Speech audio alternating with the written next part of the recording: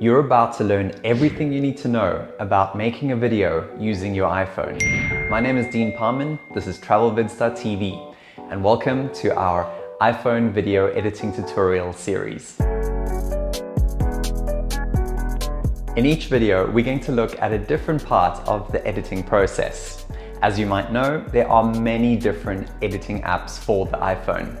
In this first part of the series, we're going to be using an app called Splice. If you have any questions about Splice or you'd like to see how another app works on an iPhone, let us know in the comments below. In today's video, we are going to cover how to get started in Splice Video Editor on an iPhone. Splice has had a new developer take over and make over the app not too long ago, and we want to show you how Splice works from scratch.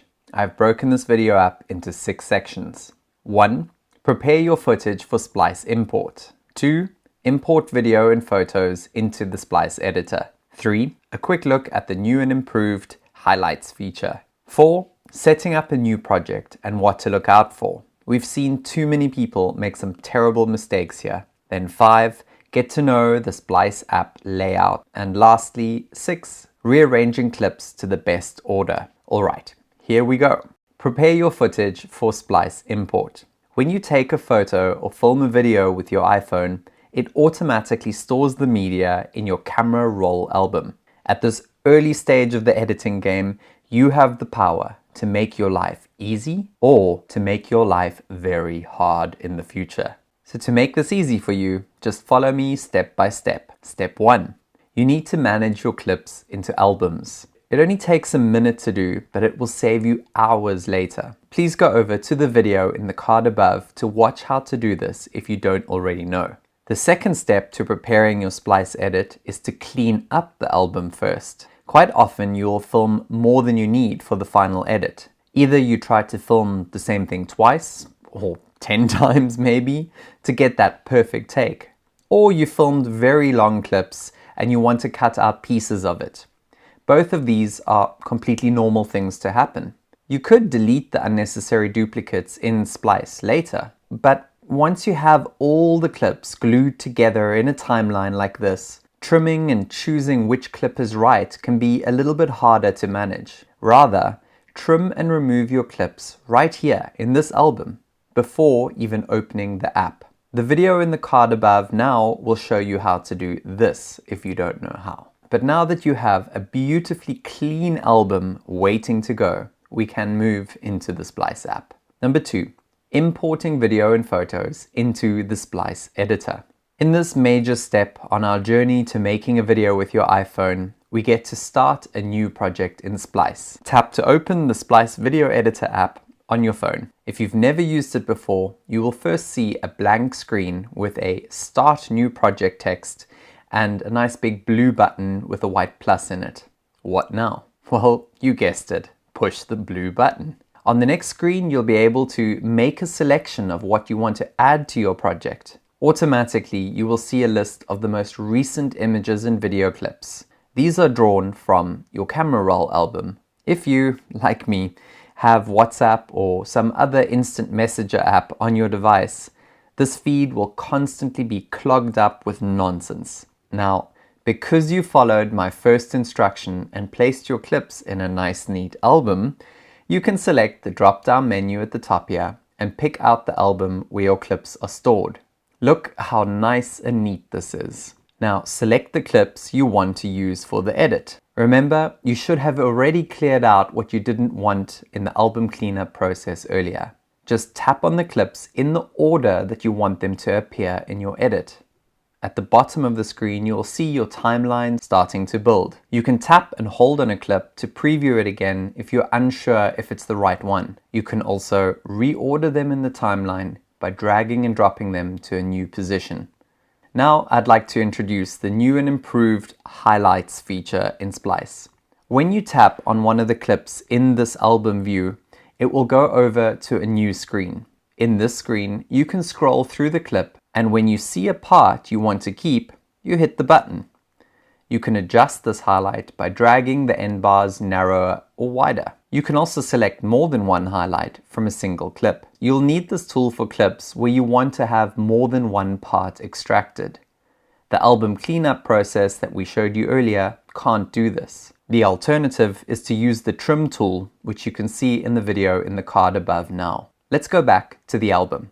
You will see this has two highlighted parts. Once you have your first draft of the timeline at the bottom here ready, you can hit next. And next, we will be choosing your new Splice project settings. First, project title. You need to give your project a name. Second, animated photos on or off.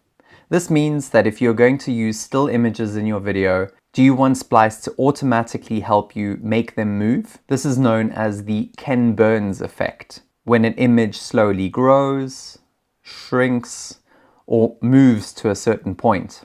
You can select this on if you want Splice to do the work for you. And third, choose your aspect ratio. You have a choice to make a portrait video, square video, or a landscape video. Choosing this will depend on two things. A, how did you film most of your clips? And or B, where do you want to place your finished video? Let's look at A first. If you filmed all your clips in the upright mode or the portrait mode, then edit your project in portrait.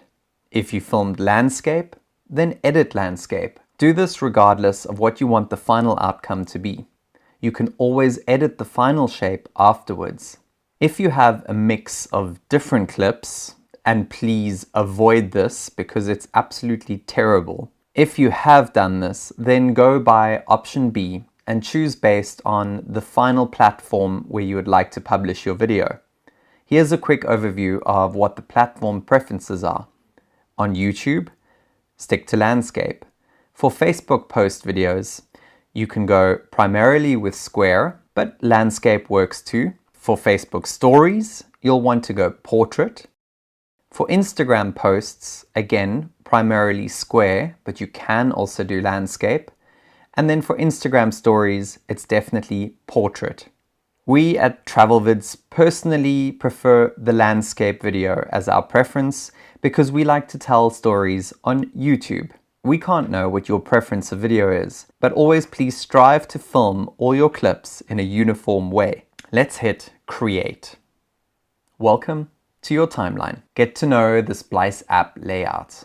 Along the bottom, you will see your main menu. Each of these items will take you to a function of the Splice editor. Let's go over them quickly. Media. This is the place to go back to the library to select or add new clips to the project. Music. Select music from your iTunes or from the music library Splice has built in. Title. This is to add an intro title or a section title. Add SFX. The Splice app has a new built-in sound effects library. Choose from all sorts of weird and wonderful sounds to make your video pop. A voice. Instantly add a voiceover to a specific part of the video. This is a voiceover. Text. Very similar to the title, but in this case, add a line of text as an overlay to your video. Then there are a few more things to go over. On the timeline itself, you need to select a video clip in order to make edits to it. Tap on a clip to see it highlighted, and now you can begin to work with it. Now at the bottom, the main menu will be replaced with a sub-menu. Here you can adjust the volume, the speed, the filters, the colors, the crop, the transform, the animate, the background, the split, the duplicate, extract, and delete. We'll go over all of these in another video. Between the clips, you can tap that funny little floating icon to select the transition options. And lastly, at the top next to the book, which are the built-in Splice tutorials, is the save video, aka the export video option. And then there is one more thing that I'd like to add to my introduction to Splice, and that is rearranging the clips. It's a short answer. Tap to highlight, drag and drop to a new position. Sounds simple enough, right? It is, but I've seen so many people struggle with this, and there is a specific reason why. They're either zoomed in too close or zoomed out too far. The great thing in Splice is that they kept the old Splice system of using blocks. When you grab a clip and drag, the view changes to a view that you can manage the rearrange. And that about sums up my introduction to Splice Video Editor for iOS devices. Thank you for watching, and I really hope that this was practical, informative, and useful. And as I said in the beginning, if you have any feedback, questions, or comments, you know where to put them. And don't forget to let us know if there's another app that you would like us to look at in the second part of the series. If you want to learn how to make a video, then please subscribe to our channel, and also remember to hit that notification bell not to miss the next editing tutorial. Please also check out our website for loads more information on how to make a video. Thanks for watching. My name's Dean, and this is travelvids.tv.